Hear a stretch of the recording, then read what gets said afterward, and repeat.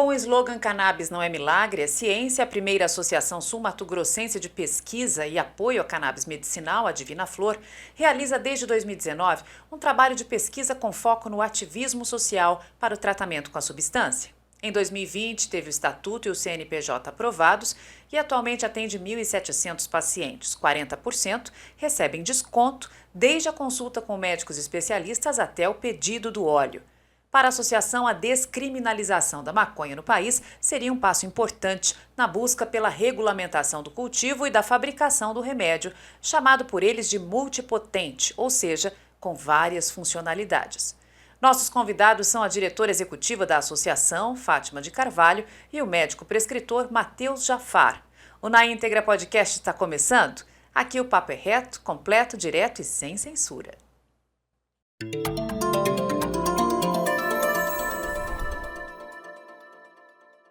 Seja bem-vinda, Fátima, seja bem-vindo, doutor Matheus Jafar. Nós temos bastante coisa para conversar hoje. Obrigado. Obrigada, boa tarde. Quero agradecer o convite de vocês para a Divina Flor falar um pouco do trabalho dela. Muito obrigada. Prazer é nosso. E quem está aqui com a gente também é a repórter do Campo Grande News, Milena Fraia. Bem-vinda, Milena. Gente, obrigada por poder fazer essa troca aqui com vocês também. Bom, só a título de esclarecimento aí para quem está acompanhando o podcast, né, e tem interesse, né, por esse assunto, o uso medicinal da cannabis no Brasil foi autorizado em 2015, quando a Agência Nacional de Vigilância Sanitária aprovou a regulamentação de produtos à base de maconha para pacientes mediante prescrição médica. A partir daí, Fátima, qual tem sido o desenvolvimento disso aqui no Brasil? Como que está a situação hoje? Bom, no Brasil, o primeiro acesso foi via remédio importado, né? E esse remédio importado, ele não é acessível a todos. É muito caro, né, Fátima? É muito caro. Então, o custo-benefício de um remédio de produção nacional, ele é muito melhor, né? Para quem vai precisar se tratar. Então, começando com os importados, depois vieram as associações a partir da luta das mães, né? Como eu já tinha dito, a questão das mães, elas iniciaram essa busca por tratamento, porque uma mãe, ela vê o seu filho convulsionando diversas vezes por dia, ela vai atrás daquilo que ela sabe que vai fazer bem. Então, a primeira forma de acesso ao tratamento, sem ser do importado, foi pela produção de fundo de quintal, né? Eram as pessoas que buscavam formas de cultivo e extração e começou a cultivar no fundo de casa para poder tratar alguém que precisava. Dessa forma, a sociedade civil foi se organizando e surgiram as associações. Então, as associações, elas são uma das formas de ter acesso ao remédio com um custo-benefício mais acessível para quem não tem realmente condições de importar. Então, o acesso ele vem ampliando. Se a gente for pensar que fora do Brasil já existem países que o uso medicinal já é autorizado, né? Tanto o autocultivo como o cultivo coletivo já é autorizado, o Brasil está caminhando, né, engatinhando ainda nessa luta. Haja visto que os remédios, tanto importados como os disponíveis na farmácia hoje, eles têm um custo muito alto. Quando você fala custo alto, para as pessoas terem uma ideia, o valor de um remédio que dure aí 30 dias, vamos supor. Então, o nosso frasco, o nosso remédio com custo mais alto é o CBD de 3.000 miligramas. O nosso frasco de 30 ml, ele custa R$550. Se a gente for pensar num frasco importado, dependendo do laboratório, né, que o remédio for prescrito, ele chega até a R$2.800 o frasco de 30 ml. A diferença é muito grande, né? Sem contar a questão do próprio valor de frete, né, de envio desse remédio, né, da autorização da Anvisa que é necessário. Então, a associação é uma forma mais fácil de você ter acesso ao remédio de forma mais imediata. E se for pensar que as associações também têm um trabalho social, então aqueles que não têm condições de comprar também podem ter acesso ao remédio, né? A Divina Flor, ela trabalha com uma proposta social que tem paciente que não tem custo nenhum, inclusive de mensalidade. Nós atendemos pacientes, inclusive, em situação de rua, né? Um paciente já nos procurou nessa condição e a gente foi buscar a melhor forma de tratamento dele. Hoje Então, vocês têm 1.700 pacientes, né? hoje eu atualizei, dei uma olhada, 1.742 pacientes, para ser mais exato. Então, nós começamos em 2020, né, com o Estatuto e o CNPJ. Em 2021, a gente abriu para o cadastro, né, para pessoas de fora. E aí nós fomos aumentando gradativamente até chegar nessa quantidade de pacientes, né? Então, entre 2021, 22, 23, hoje é o 4º ano que a associação está efetivamente aberta, funcionando. São 1.700 pacientes, aproximadamente. Doutor Matheus Jafar está aqui com a gente também, né, doutor? Você procurou saber mais sobre esse assunto para poder atender as pessoas, né?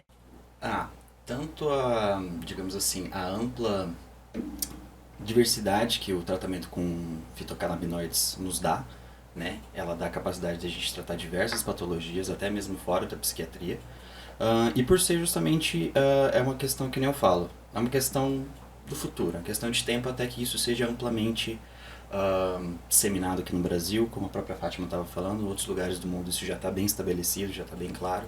Então pensei, quem sai na frente pega a água limpa, né? E houve algum caso que te marcou, que te impactou?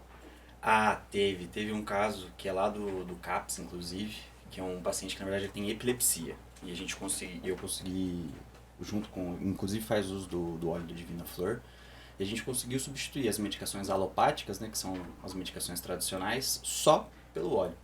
Então, não só ele tem que tomar muito menos remédio durante o dia, mas ele não precisa contar com os efeitos colaterais das medicações antiepiléticas tradicionais, como sonolência, corpo pesado, às vezes déficit de memória. Então hoje ele é muito mais funcional, hoje ele consegue conversar, hoje ele consegue conversar mais, ele consegue, né, se socializar melhor com a família. Então assim, esse caso me marcou bastante, que inclusive foi um dos primeiros casos que eu prescrevi mesmo óleo, né, da cannabis. Depois desse caso eu quis me aprofundar mais, me aproximei mais da Associação do Divina Flor, né? E então assim, temos um bom futuro para esse tipo de tratamento. Então, doutor, o senhor é um dos médicos prescritores da Divina Flor, né? Isso. E aí a gente você falou, olha, reduziu o problema que ele tinha dos efeitos colaterais dos medicamentos convencionais, mas isso é de caso para caso, né? Como é que funciona essa prescrição? Você tem que testar primeiro, né? Isso, é que nem eu sempre falo, né, que às vezes as pessoas me perguntam, mas o óleo vai me deixar chapado, vai me deixar, né, com o efeito de quem fuma um baseado? Não, né? Ou que nem apesar de ser uma extração de uma planta, é um remédio, um fitofármaco. E como todo remédio, né, existem pacientes que respondem à medicação e existem pacientes que não vão responder. Não responder significaria ter efeitos colaterais, náusea, dor de cabeça, tontura. Você já teve caso assim? Já. Aí casos... suspende. Isso. Teve até, por exemplo, assim, teve um caso de autismo que a gente tentou, né, utilizar o óleo naquele caso, mas infelizmente ele não respondeu bem. Teve muito efeito psicoativo com o óleo e a gente acabou voltando pro tratamento tradicional, né? E então, assim, que nem eu falo, o tratamento com derivado da cannabis ele é totalmente individualizado, tanto pela questão da resposta do organismo e também pela questão da necessidade terapêutica daquela patologia, porque dependendo da patologia eu vou usar uma como é que fala? Uma associação diferente. Um tratamento, dependendo da patologia, eu vou usar um tratamento com mais THC, o outro vai pedir mais CBD, o outro pede associação dos dois, aí um pede 1 para 30 de THC para CBD. Então, assim, é que nem eu falo, é uma ciência ali por trás específica do tratamento dos endocannabinoides. Tem muito preconceito, né, Milena? As pessoas, quando falam de maconha, tem muito preconceito, né? E aí você falou umas letrinhas aí. Tem gente que não entende muito bem. Explica melhor para as pessoas se esclarecerem sobre isso. Certo. Hoje... THC, CBD. Isso. O THC seria o tetraidrocanabidiol e o CBD seria o canabidiol. Que, assim, são as duas principais substâncias que a gente utiliza da maconha. Existem outros, que seria o CBG, que seria o putz, eu não vou saber falar direito. São os nomes difíceis. São nomes difíceis, que seria o CBG, o CBN, mas os principais é o THC e o CBD, né? E tanto, por exemplo, eles têm diferentes ações no nosso organismo, né? O CBD, ele já é mais anti-inflamatório, ele já é um pouquinho mais sedativo. O THC, ele já tem a ação um pouco mais psicoativa, né? Por exemplo, quem faz uso recreativo, ele procura o THC, que é o THC que dá o barato, vou dizer assim, né? Mas aquela história, é a mesma substância, é o mesmo receptor. Mas, quando a gente está fazendo um tratamento com os derivados, ele tem outro funcionamento porque ele é administrado de outra maneira. Quando a pessoa fuma um cigarro de maconha, ele absorve toda aquela concentração de THC ali dentro de alguns minutos e ficam poucas horas no organismo. Então ele faz um pico de concentração. O óleo que seja de THC, ele vai ser absorvido lentamente e vai ficar durante todo o dia ali praticamente no organismo da pessoa. Então, assim, a mesma concentração que quem fuma vai ingerir em 1 hora, a pessoa vai ficar com aquela dosagem fazendo efeito durante as 24 horas, às vezes até menos dosagem do que um cigarro de maconha tem. E dentro, assim, dessas patologias, né? Quais são as mais comuns que as pessoas buscam tratamento no Divina Flor? Então, no Divina Flor, não sei. Quando eles vêm procurar, geralmente tem bastante mãe de transtorno do espectro autista que vem procurar isso, né? Dor crônica e insônia. São, hoje aqui, pelo menos, os que mais me procuram são essas três patologias. E o CFM tem também uma forma de conversar com os médicos sobre isso, né? Você Isso. fala que ele dá uma orientação, né? Isso. E quais seriam as patologias que ele orienta que os médicos possam usar o óleo? Perfeito. O CFM, ele recomenda, né, o uso para aquelas patologias que já estão bem estabelecidos o efeito positivo, que seria epilepsia, própria dor crônica, dor oncogênica em pacientes em tratamento de câncer. O próprio transtorno do espectro autista já tem bem essa boa relação também, de uma boa resposta. Então, ele recomenda o uso para essas patologias que são mais bem estabelecidas a relação do efeito positivo. É claro que existem diversas outras patologias que a gente pode e acaba utilizando, né? Como a própria depressão, né? Em alguns outros casos que ainda estão engatinhando, mas é que é aquela coisa, a gente precisa ainda de mais tempo de uso, mais estudos para a gente poder ter esses dados, e a partir desses dados estabelecidos, o CFM com certeza vai recomendar para essas outras patologias. E essa questão dos estudos científicos, está bem consolidado? Como que está essa questão? Se descriminalizasse, teria mais abertura dentro das universidades? Como que está essa questão? Então, o que eu vejo é que já tem estudos, né, inclusive no Brasil, estudos de caso feitos com o uso da cannabis, mas nós temos mais estudos de fora. Mas, de certa forma, as universidades, elas estão buscando o estudo porque tem médico, não está no currículo, tem médico que quer conhecer. Então, muitas vezes, o próprio médico ele vai atrás na universidade de fazer esse estudo. Hoje mesmo eu recebi uma médica prescritora nossa, um convite de uma médica da FAMED, da Faculdade de Medicina, que quer conhecer a associação, porque ela quer indicar os alunos para estudar. Né? O estudo da planta, por exemplo, que o Laboratório de Química, nós temos um termo de parceria com a UFMS, o Laboratório de Química já está fazendo esse estudo das plantas. A UFMS de Três Lagoas, o Dr. Lucas Gazzarini, que é um farmacêutico que dá aula no curso em Três Lagoas, ele já criou um componente optativo no curso de Três Lagoas. Então, o que a gente percebe é que já tem universidades, né, tanto oferecendo como estudando. Mas, infelizmente, a questão do preconceito. Como o Brasil não tem uma regulamentação, né, que vai em toda a estrutura, por exemplo, uma estrutura em que a universidade possa oferecer para os estudantes. E os estudantes, né, com essa devolutiva, fazem os seus estudos ali nas suas monografias, nas suas iniciações científicas. Então, ela precisa, de certa forma, de um incentivo também. Então, o que nós temos é quando as pessoas individualmente se interessam pelo caso e vêm buscar. Mas estudos de fora, eu sei que tem bastante casos, já Israel principalmente, que tem um avanço muito grande no uso. Canadá tem bastante estudos já. De um modo geral, o que eu conheço são esses países que têm mais avançado, né? Fátima, o doutor estava dizendo que ele teve um despertar para esse assunto a partir dos estudos, do contato na faculdade, né? E você foi por experiência própria. Eu queria que você contasse um pouco para a gente como é que foi a sua experiência com o uso da cannabis medicinal.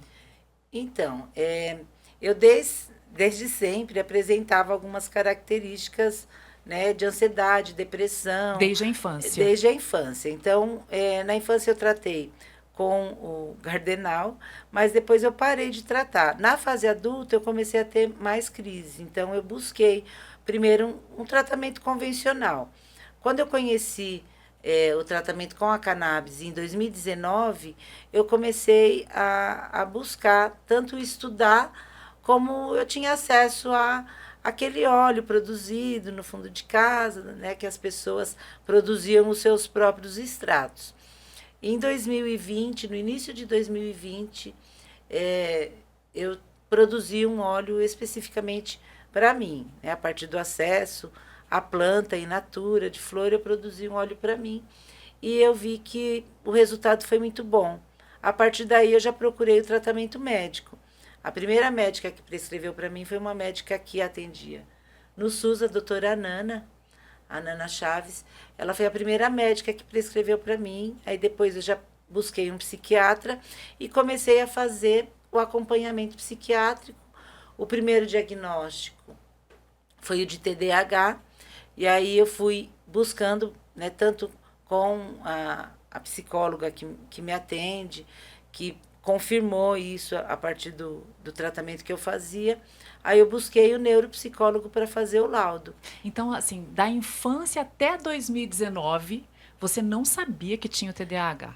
Não, eu tratava transtorno misto de ansiedade e depressão, mas com crises recorrentes. Eu sou funcionária pública, então eu já cheguei a pegar 6 meses de licença médica. Então afetava em cheio a sua qualidade de vida, né? Sua produtividade. Sim, muito. Na faculdade, então eu demorei tempos para terminar a faculdade, justamente por conta da dificuldade, né? Tanto de ânimo, a procrastinação, né? As crises de ansiedade e depressão, eu tranquei a matrícula. Então, até eu chegar hoje no tratamento adequado com a cannabis, foi assim, uma busca muito intensa de chegar no diagnóstico correto. Então, o ano passado eu cheguei ao diagnóstico, né? É o autismo nível de suporte 1 e o TDAH. Olha só. E aí, adequação de dosagem. Demorou para adequar a dosagem do Demorou. óleo? Demorou porque até eu chegar no diagnóstico correto, eu não tomava a quantidade adequada. Então, até eu conseguir sair do alopático, adequar a dosagem e chegar nessa dosagem que o meu organismo precisa, foram aí 3 anos, né, de tratamento. E você sabia que não estava legal ainda? Seu corpo dizia para você, eu acho que ainda não está legal, a gente tem que mexer mais um pouco. Você sentia alguma coisa? Eu sentia porque as situações, né, os gatilhos que a gente chama do TDAH ou do próprio, as crises de comunicação, né, porque o autismo ele é uma questão de comunicação, é a forma de se comunicar, né, que não consegue atingir o objetivo. Então, eu já sentia isso. Eu quebrava as coisas em casa. Eu ficava nervosa, assim, né, por algum gatilho, algum motivo, pensamento muito acelerado. Aí quebrava mesmo, de tacar a coisa no chão e quebrar. Então, isso é muito difícil lidar. Então, quando você consegue um pouquinho de alívio, você fala, eu estou no caminho certo. E foi o que eu percebi.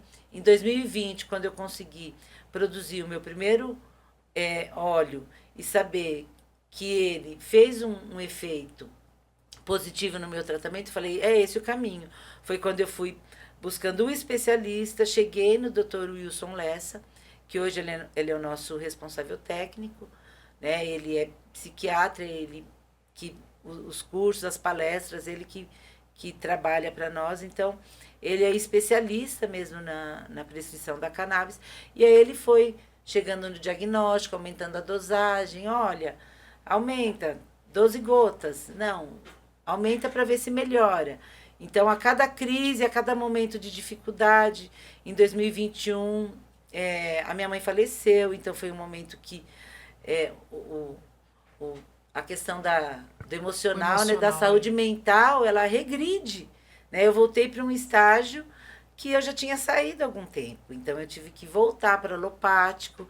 Então, fazer todo um processo de poder melhorar. E aí, foi nessas investigações que eu fiz que eu cheguei no diagnóstico correto e na dosagem correta. Doutor, por esse testemunho da Fátima, a gente entende que é um trabalho que não é fácil, exige sensibilidade, né? Exige um acompanhamento, né? E você disse, inclusive, que teve pacientes que não puderam usar, não deu certo com eles, né? Sim. E aí você usa somente o óleo ou em outras formas também? Então, os tratamentos derivados da cannabis, a principal via de administração hoje que a gente tem no Brasil é por óleo, que é usado por via sublingual. Mas existem outros produtos, né? Tanto o uso tópico, com pomadas, tem o spray intranasal, que é principalmente para paciente com epilepsia, que precisa do efeito ultra rápido, né? do medicamento. E também daí existem outros produtos que são comestíveis, como gominhas,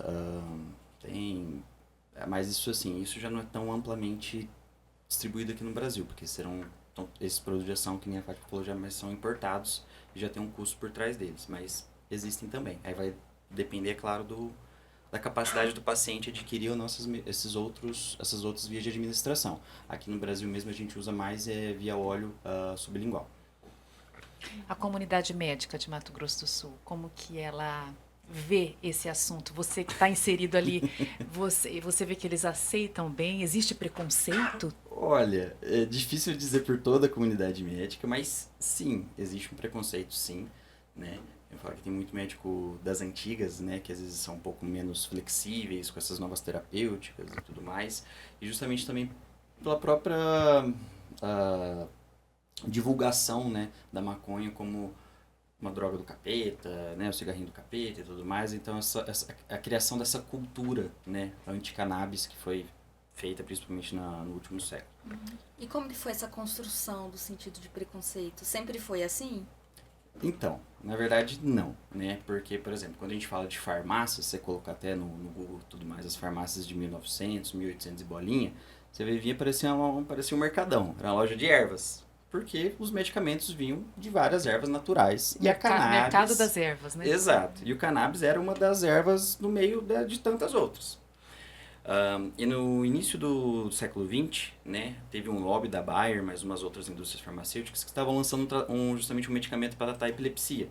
E foi na mesma época da lei seca, das máfias lá nos Estados Unidos, então eles já fizeram essa propaganda, né, dizendo que a maconha, né, é a droga do diabo, que se o seu filho usar vai ficar delinquente, né. Então, a partir disso se vendeu para o mundo afora, né, essa ideia, essa criminalização, né, da cannabis. Teve uma audiência pública, inclusive, que a Fátima participou, né, representando a Divina Flor. Foi no STJ mês passado, mês retrasado, em abril, né, Fátima? Não foi eu que participei. Quem participou foi a Jéssica. Online. Ela participou. A Jéssica é a diretora que ela é responsável pelo nosso cultivo. Então, a gente divide o trabalho, né, na associação entre a parte administrativa, que fica aqui na Vila Planalto, e a chácara, que é o cultivo. Então, e a Jéssica participou via online com a professora doutora Nídia Yoshida, da UFMS. Então, o destaque que nossa participação teve foi justamente para poder apresentar os estudos sobre a planta. Porque a gente parte do pressuposto de que tentar provar que a maconha é remédio, isso já foi feito, já está superado. Então, a gente precisa mostrar agora quais os efeitos que ela tem enquanto remédio. Então, avançar na discussão, ela precisa da ciência. Então, o nosso pressuposto para participar da audiência pública foi esse.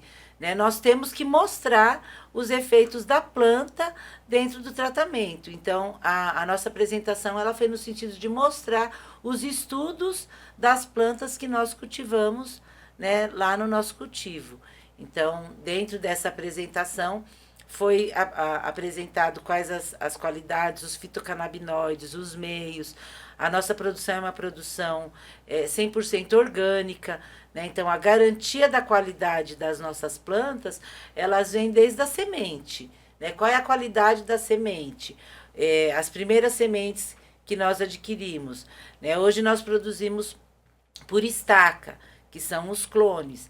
Então, para poder reproduzir e manter a qualidade da planta, tem um matrizário que tem um processo seletivo que foi feito das melhores plantas.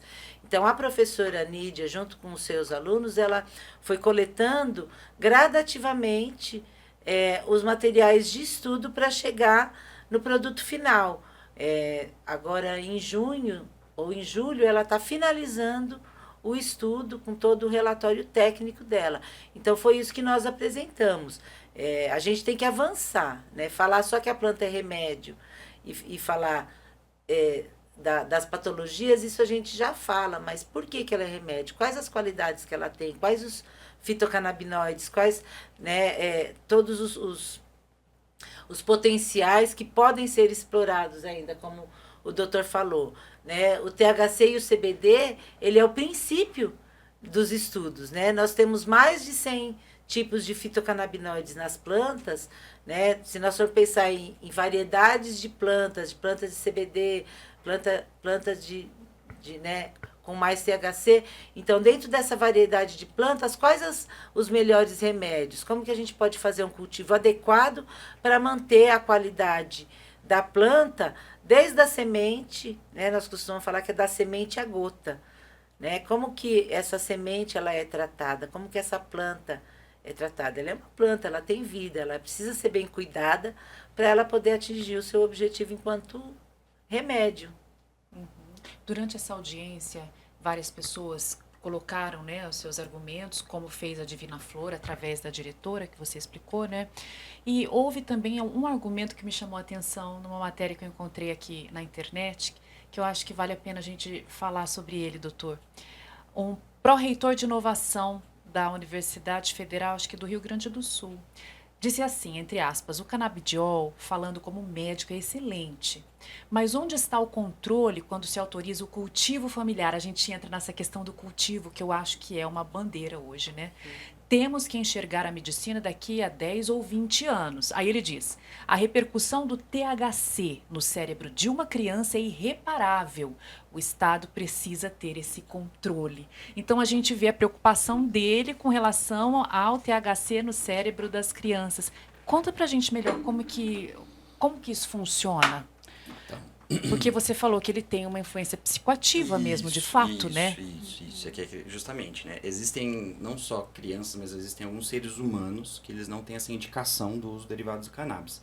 Quais são eles? Que são justamente pessoas que têm quadro de esquizofrenia na família, certo? Então, para esses pacientes, a gente não pode. Proscreve, justamente. Tudo não isso pode. tem que ser investigado, né? Isso, e justamente, e assim, o consumo de cannabis antes dos 20 anos de idade, mais ou menos, principalmente na adolescência, ele pode justamente, se for usado inadvertidamente, né, provocar justamente um quadro de esquizofrenia, uma psicose. A própria ciência já comprovou isso, né? Temos estudos já que demonstram isso, porque assim, até os 20 anos de idade, mais ou menos, a gente ainda está passando por um processo de maturação neurológica, que o cérebro ainda está se desenvolvendo e tudo mais. Então, alguns casos específicos, se são introduzidos precocemente, aquela coisa, não é uma ciência exata. Você dá chance uma maior para, às vezes, aquela pessoa desenvolver uma patologia psicótica, né? Existem algumas delas. E para a criança também entraria nisso, né? Até que, por exemplo, os tratamentos para transtorno do espectro autista, que são o que podem, né, ser mais utilizado em crianças, eles são baseados em CBD, né? Inclusive, nada de THC. O mínimo de THC possível, né? Que daí existem até diferentes tipos de extração de óleo, existem diferentes óleos, né? Tem até o que a gente fala que é o full spectrum, broad spectrum e o que é o isolado, né? A gente tenta preferir até às vezes esse isolado, que vai ter só o CBD, que não tem o efeito psicoativo que o THC tem, né? Aí... Você vê, né? A gente quando entende as coisas, quando as coisas são esclarecidas, como que é importante, né? Então, essa questão, quando a gente olha assim para o cenário e fala a ilegalidade só contribui para tornar as pessoas, fazer o acesso das pessoas prematuramente, para acontecer esse tipo de coisa. Se fosse algo assim, com maior regulamentação, maior cuidado, talvez aconteceria menos do que acontece hoje, né, Fátima? Você falou, até comentou com a gente vive, como que você falou, na desobediência civil, mas ela é necessária para que possamos avançar. Foi isso que você falou, né? Sim, porque se a gente for pensar, né, no caso das associações, que trabalham com a produção nacional, com o cultivo orgânico, né, o cultivo outdoor, primeiro entra a questão da autorização, porque mesmo o cultivo, ele não tem uma regulamentação adequada. O cultivo hoje ele só acontece mediante um habeas corpus. E o que é um habeas corpus? Eu vou praticar um crime e eu preciso garantir que o crime não é crime. É mais ou menos assim que funciona, né? Porque se for pensar que o cultivo de maconha ele é ilegal, né? E ele é garantido pelo habeas corpus para o uso medicinal, né? Isso também é um atraso, porque se for pensar o caso da Divina Flor, nós temos um processo de habeas corpus que ele está suspenso, né? As nossas plantas elas são cultivadas a partir do habeas corpus da Jéssica, que a gente conseguiu o primeiro habeas corpus, né? O nosso advogado ele conseguiu o primeiro habeas corpus de forma nominal, devido à patologia dela, né? Da enfermidade dela. Ela tem a síndrome de Bell e ela é só esse remédio que faz com que ela não tenha essa paralisia, né? Que hoje você olha, não parece que ela tenha paralisia. Então, ela precisa efetivamente desse remédio e ela conseguiu, né, o habeas corpus e a gente tem o termo de associado produtor. Então, olha só a dificuldade para a gente conseguir fornecer remédio para os nossos pacientes. Então, eu preciso entrar com processo judicial para poder plantar. Mesmo assim, nós temos associações que passaram por diversos processos de invasão mesmo da polícia. Nós tivemos a APEP, uma associação do Rio de Janeiro, que já teve, né, os funcionários presos, o celular retido, e eles têm uma quantidade enorme de pacientes que depende deles. Então, essa associação, ela passa por uma desobediência civil justamente porque a regulamentação, ela carece, né, de uma legislação específica, em que o judiciário joga para a Anvisa joga para um outro órgão e acaba não tendo, né, essa regulamentação. Então, tudo isso dificulta o acesso dos pacientes ao óleo. Então, a desobediência civil ela acontece por uma necessidade mesmo. Se hoje a Divina Flor fechar, ela deixa de fornecer remédio para 1.700 pacientes. E se a gente for pensar que nós temos em torno de 400 pacientes, que se não tivesse a associação, não teria o seu tratamento garantido, isso é bem pior, né? Que são os pacientes que vêm, né, do SUS, são os pacientes que não têm realmente condições de comprar o remédio e que acessam porque a associação tem uma proposta de garantir acesso para todo mundo, inclusive para quem não pode pagar. Hoje no Mato Grosso do Sul é só a Associação Divina Flor, Fátima? Hoje é só a Divina Flor. Atende gente do interior do estado também? Nós atendemos pacientes do interior, nós atendemos pacientes do Brasil todo, né? Então, porque hoje com a telemedicina, né, a pandemia ela trouxe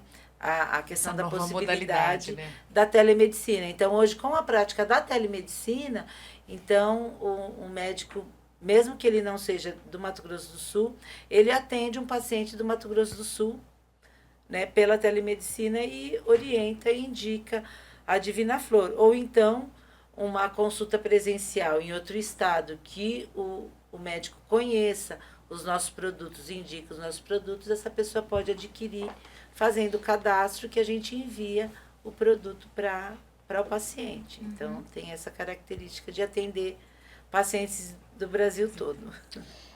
Queria tocar no assunto que ontem retornou, né, o STF ele retomou o julgamento sobre a descriminalização do porte de maconha, né? E estava parado desde março, e um assunto que, né, a gente sabe que vai e vem, vai e vem. Dependendo desse resultado, como que isso pode influenciar pessoas que usam a cannabis para um tratamento? Vai interferir? Como que seria? Então, se nós formos pensar que a criminalização, né, hoje mesmo saiu uma matéria de São Paulo, né, na Folha de São Paulo, que São Paulo ela julga de forma diferente pela questão racial. Então, se você pega uma pessoa negra com um cigarro de maconha, ela pode ser considerada traficante de acordo com a leitura, né, de quem está ali do outro lado, julgando, condenando. Então, quando a gente fala da descriminalização, ela é um passo para facilitar o acesso ao tratamento, porque hoje também se prescreve a maconha vaporizada, né? Então, uma pessoa que ela anda, né, com um potinho, né, com 10 gramas de flor, que é a flor que ela precisa, se ela for presa, se ela não tiver uma receita, se ela não tiver como comprovar isso, né, ela vai ser tratada como um traficante.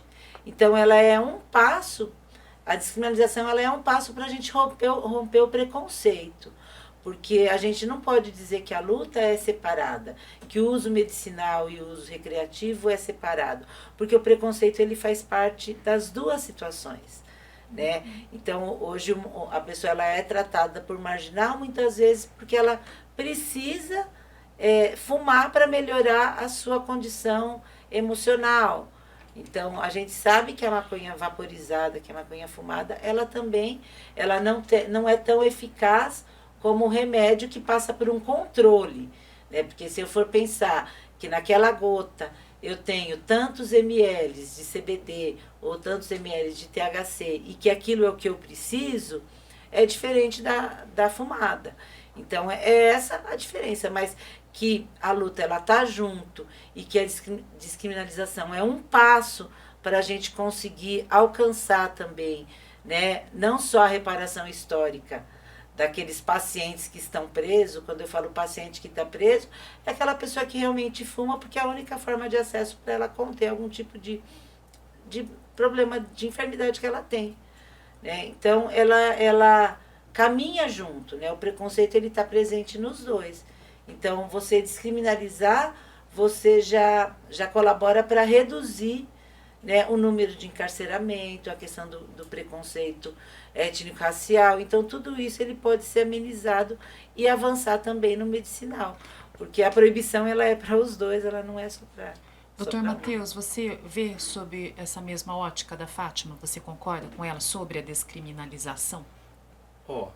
É que assim, concordo que assim, que melhoraria essas questões de preconceito e tudo mais, mas aquela coisa é que assim, por exemplo, existem maneiras de se descriminalizar. Você pode descriminalizar que seja, por exemplo, a planta com CBD, né? Existem maneiras de você manter um uso que seja da maconha in natura, que não seja tão lesivo, né? Porque existem, né, danos, existem lesões ao consumo de qualquer coisa fumada, né? Até o próprio vaporizador, como a Fátima estava falando, você chega ali até uma temperatura de 160, 180 graus a fumaça. Então isso não gera tanta lesão para o pulmão, né? E também não desnatura tanto a própria planta, né? Diferente quando você faz um cigarro, que a fumaça pode chegar de 400, 600 graus para mais. Então essa temperatura mais elevada gera, né, lesão para o trato respiratório, entre outras coisas, que assim, tem que ser bem orientado, né? É que assim, essa questão... mas assim, eu sou a favor, só acho que tem que ter sim uma descriminalização, mas eu acho que ela precisa ser feita por etapas, né? Primeiro começar a descriminalização para uso medicinal e depois, assim, até chegar numa descriminalização para uso recreacional, acho que a gente precisa fazer isso de uma maneira gradativa para que não se provoque muitos danos. Apesar que assim, você poder portar e tudo mais, já é uma coisa, né? E você ter ela criminalizada, como você pode ver, né? Não vou ser hipócrita, mas hoje em dia maconha, um monte de gente fuma, sendo criminalizada ou não, então assim... Exatamente esse o ponto, né? Não acho que não vai... A criminalização não seria... E é que nem eu falo, às vezes é muito mais fácil você ir atrás, porque assim, mesmo que seja legalizado o uso, né, amplo da maconha, acho muito mais fácil você prender um médico que prescreveu de uma maneira errônea, às vezes de uma maneira para a pessoa fazer um uso abusivo daquilo, ou que seja revender, sei lá, fazer, enfim, qualquer coisa que seja, do que você pegar e colocar a polícia para subir no morro para ir atrás de um traficante numa boca, que é o que acontece hoje, né? Então é muito mais fácil você que seja ter um controle estatal, sendo ela descriminalizada do consumo disso, do que é do jeito atual. Essa sim é a minha particular opinião, posso estar... Claro. A gente está aqui para colocar a opinião mesmo, né? A questão do controle eu acho essencial também, né? Sim. Quando a gente fala do descriminalizar, não é simplesmente deixar de ser crime do dia para a noite, mas é você ter essa condição gradativa de você ter controle, inclusive, da planta que vai ser fumada. Isso. Né? Então os ele países falou que maconha, descriminalizaram... você tinha falado, né? Aí eu ia pedir até para ele explicar melhor. Os países que descriminalizaram, eles vendem a planta para o lazer, o uso recreativo, de forma controlada. Eu vou lá e eu escolho qual a planta, e aí a gente entra inclusive na questão da redução de danos. Com certeza. Que hoje a maconha ela é utilizada para redução de danos. Uma pessoa que ela depende, um dependente químico de uma droga sintética mais forte, ele pode reduzir o seu uso dessa droga sintética, que tem um dano muito maior neurológico, e reduzir com o uso da maconha controlada. Então, hoje as políticas de redução de danos incluem, inclusive, a maconha medicinal como um dos remédios para redução de danos. A pessoa que fuma compulsivamente, né, que tem um alívio no cigarro e fuma compulsivamente 10 baseados por dia. Se ela começar a tomar o óleo e ir tirando o cigarro, ela vai ter a satisfação necessária neurológica que o organismo precisa, sem precisar fumar fazendo essa troca. Então, quando a gente pensa na descriminalização, ela também passa pelo controle daquilo que vai ser utilizado no recreativo. Não vai, né, manter o traficante, é justamente o inverso. É descriminalizar para poder ter controle daquilo que vai ser consumido. Então, são essas as etapas. A questão é que o Brasil, eu não sei se acha dificultoso ou falta iniciativa política mesmo para pensar uma proposta. Então, é muito mais fácil você votar pela questão do preconceito do que pela questão científica, pela questão normativa, né? Como regularizar, como vender isso numa drogaria, né? Que o nome mesmo diz, né? Drogaria, como vender isso numa drogaria de forma controlada. Então, talvez assim passa por essa discussão também. Essa questão do voto pelo preconceito, talvez a informação seria uma grande arma contra isso, né? O que a gente está fazendo aqui eu acho muito legal, porque as pessoas podem entender mais, esclarecer melhor o assunto, né? E aí ficou uma dúvida para mim também. Existem subespécies da planta maconha? Sim. Com teores diferentes de THC? Porque Sim. me pareceu que o THC é o grande vilão dessa história. Ele ajuda, mas também ele pode atrapalhar muita gente, né? Isso, tem que ser bem indicadinho. Mas é igual a mesma Fátima falou, quando você tem um controle de produção, né? Eu não vou ter domínio exatamente disso, mas existem, né, plantas que têm maior concentração de THC, existem plantas que têm uma menor concentração de THC e mais de CBD, né? Então, assim, isso tudo você pode ser desenvolvido, né? Com prática de cultivo, né? A própria clonagem de plantas e tudo mais, selecionar sementes. E, assim, concordo com a Fátima no aspecto que, assim, mesmo para a pessoa que fuma recreativamente, você tendo essas etapas de produção melhores, a pessoa que vai usar a droga dela, independente de ser crime ou não crime, ela sabe o que ela está comprando. Chegou uma planta ali que não foi, sei lá, às vezes pisada para poder passar sem a por devida higienização. Isso, sem a né? devida higienização, questões sanitárias mesmo. Então, assim, nessa questão eu concordo que realmente a gente teria poderia ter uma redução de danos desde que bem utilizado. Aí vai depender do ser humano que está usando, né? E parece-me que faltam campanhas de informação mesmo, de orientação para a população, né, Fátima? Você concorda?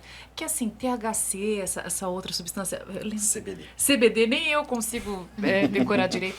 Os nomes são difíceis, então tudo isso precisaria ser passado para a população de uma forma mais facilitada para que as pessoas entendessem como a gente está entendendo aqui, né? Então, a intenção é essa, né? Nós temos o nosso site, a nossa página do site, nós temos nosso Instagram, onde a gente vai passando as informações. A própria audiência pública é um momento, né, que a população pode participar, pode tirar suas dúvidas. Então, são as campanhas informativas que vão fazer a diferença.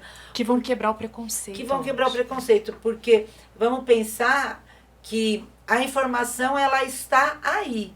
Ela precisa fazer com que a população também busque a informação. Então, muitas vezes, os meios de comunicação, eles não colaboram, né? Eles passam uma desinformação ao invés de passar a informação correta, né? Mas quem quer a informação correta vai e for atrás, buscar, né? Acha.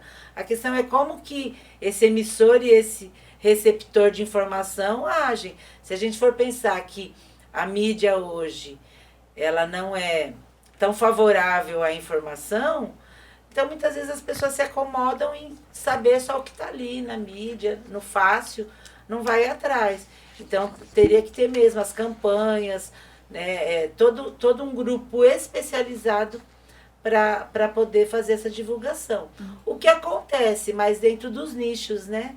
Nós temos ótimas empresas, que a Sechá mesmo, que é uma empresa de São Paulo, que ela trabalha com a informação, a Cannabis Motor, a Cannabis Brasil, são meios de informação, mas que acaba ficando ali no seu nicho, né? Ela não expande para fora daquele grupo. E a coisa da criptografia, né, dos meios de comunicação, que vai mostrando só aquilo que a pessoa se interessa, né, de uma forma mais direta e não indireta, isso acaba prejudicando. E assim, você falou, vocês disseram, né, a gente acredita, o doutor, acho que numa outra versão, mas também quis dizer uma coisa semelhante, a descriminalização é um passo importante, né? E aí, você acha que isso vai levar quanto tempo para atingir vocês, para beneficiar vocês de alguma forma? Aqui no Brasil, ainda leva tempo, Fátima? Olha, eu não diria tempo, eu diria etapas, né? Agora, se essas etapas são rápidas ou demoradas, né, isso a gente não sabe, porque infelizmente o nosso judiciário, o nosso Congresso, ele age de forma amorosa para algumas coisas e de forma rápida para outras.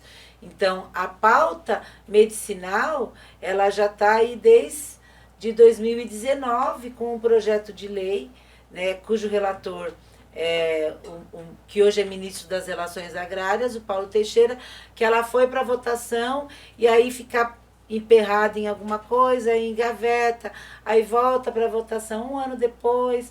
Então, falar em tempo não é muito fácil, mas assim, de etapas, se você vencer essa etapa da descriminalização que tá sendo discutida, se a gente vencer essa etapa, a gente vai para mais uma etapa, né? Se o judiciário regulamentar a questão do cultivo para uso medicinal, não precisar esperar um HC, porque o HC a gente sabe que também vai demorar da iniciativa de quem está julgando, não existe um padrão de julgamento.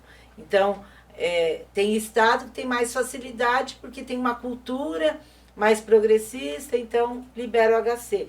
Aqui no Mato Grosso do Sul, por exemplo, pode ser mais difícil porque a gente tem uma cultura agrária. Então, isso é muito relativo, dependendo das relações estabelecidas para essa normatização, né? Então, mas uma coisa a gente sabe, é irreversível, né? O Siddhartha Ribeiro, que é um neurocientista, ele costuma dizer que a maconha medicinal, ela está para o século XXI como a penicilina foi para o século XIX. Então, se a gente pensar que a penicilina ela foi uma grande descoberta, né, doutor, nos tratamentos que avançaram na questão da saúde, e hoje vem a maconha ou a cannabis, né, como uma planta que trata uma infinidade de problemas, de patologias, de enfermidades, né, dentro de uma única planta. Como seria se isso fosse utilizado, né, vendido nas farmácias com acesso universalizado, né? Isso seria muito melhor. Uma criança que convulsiona lá 10, 15 vezes por dia, que começa a utilizar com 10 anos de idade, com 15 anos de idade, se ela tivesse utilizado como primeiro remédio. Porque hoje mesmo o processo de judicialização, ele leva em conta que é o último recurso da pessoa.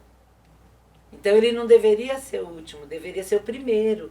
Porque se inicia o tratamento com um remédio que tem essa capacidade, né, de melhora, você evitaria muitas etapas. Aí tem que desmamar os remédios que faz mal para poder entrar com um remédio que efetivamente muda a condição e a qualidade de vida do paciente.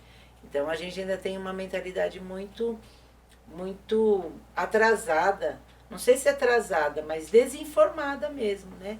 Porque ele vai ser o último remédio a ser tratado. Então, vai entrar no processo de judicialização para poder fornecer pelo SUS como último recurso. Né? Tem pessoas que, se tivessem começado a usar antes, né, teria uma condição de tratamento muito diferenciada do que quem... Eu mesmo teria melhorado a minha qualidade de vida se eu tivesse iniciado lá quando eu conheci. Doutor, então, para a gente encerrar, gostaria de saber se o senhor procura sempre fazer reciclagens, você busca cursos, existe essa demanda, essa procura no Brasil? Como que é? Sim. Eu, inclusive, né, sou associado de uma outra associação que chama WeCan, que é a Academia de Prescritores de Cannabis Medicinal. Então, eles têm uma plataforma que existem vários fóruns que você pode discutir caso lá e tudo mais. Então eu utilizo essa... Weekend Academy, né? Essa mesmo. Uhum. Que daí justamente existem professores de vários lugares do mundo, né? Que dão aulas explicando, né, quais são os protocolos que eles utilizam, como iniciar, como utilizar, qual... E os estudos vão avançando. Isso, conforme... Cada ano novas descobertas. Isso, e principalmente com a prática clínica. Quanto mais a gente pratica clinicamente o uso desses óleos, mais informação a gente consegue ter. Tipo assim, paciente autista, você tenta utilizar... Porque assim, o óleo que é sublingual, aí ele fala, paciente autista às vezes não consegue falar pra ele, deixa o remédio debaixo da língua. Então ele já dica, não, para esse paciente você usa ali na hora de comer e tudo mais, para você melhorar a absorção via trato digestivo e tudo mais. Então assim, essas práticas de uso são divulgadas, né, nessa plataforma. Existem aulas, uma apostila, tudo certinho, e também existem os fóruns de discussão, que lá você pode tanto apresentar um caso clínico, você fala assim, gente, eu tô com um paciente assim, acolá, e não tô com essa dose aqui de CBD, essa dose de THC e tal, mas não tive resposta. O que eu faço? Entendeu? Então existe esse constante debate. Parece que é bem acessível também, né? Sim. É bem legal a plataforma, né? E ela é disponível tanto em espanhol, inglês e português. Uhum. E você está satisfeito? Tô, com o resultado de tudo isso? Todo esse estudo e das suas aplicações também na clínica médica? Sim. Fico satisfeito, sim, de uma maneira geral, né? Que nem eu falei, tive casos já que não respondeu com óleo, mas ao mesmo tempo eu consigo ter, quando responde muito bem, né? Você consegue economizar às vezes o dinheiro do paciente, né? Porque a Fátima estava falando assim, o vidrinho custa às vezes R$500 e tudo mais, mas assim, dependendo da dose que o paciente utiliza, existem pacientes que respondem com baixíssimas doses. Você usa ali 2 gotinhas de manhã, 2 à noite, e esse vidrinho vai durar mais de um mês. Então, mesmo tendo um custo ali por trás, às vezes o paciente consegue economizar dinheiro, dependendo de tanto remédio que ele tomava antes. Então, de uma maneira geral, sou bem satisfeito com os meus tratamentos em vigência. Tá certo, eu agradeço as informações, a participação de vocês aqui no Na Íntegra Podcast. Obrigada, e a gente vai continuar acompanhando, né? Porque essa é uma luta, é uma batalha, né, Fátima? É uma batalha que... É uma guerra que tem muitas batalhas, né? Então, para a gente poder superar isso, é ir superando tanto a questão da regulamentação do cultivo, como a distribuição, como o acesso, né, a todos. Então, tudo isso são etapas que eu espero que daqui a alguns anos a gente olha para trás e fala assim, valeu a pena. Obrigada, gente. Valeu a pena aqui também conversar com vocês, viu? E você que está acompanhando aí o nosso Na Íntegra Podcast, inscreva-se no nosso canal no YouTube para assistir ao programa Na Íntegra, acompanhe as nossas redes sociais e, para ficar sempre ligado nas notícias de Mato Grosso do Sul, acesse o portal Campo Grande News. Conteúdo de verdade. Valeu!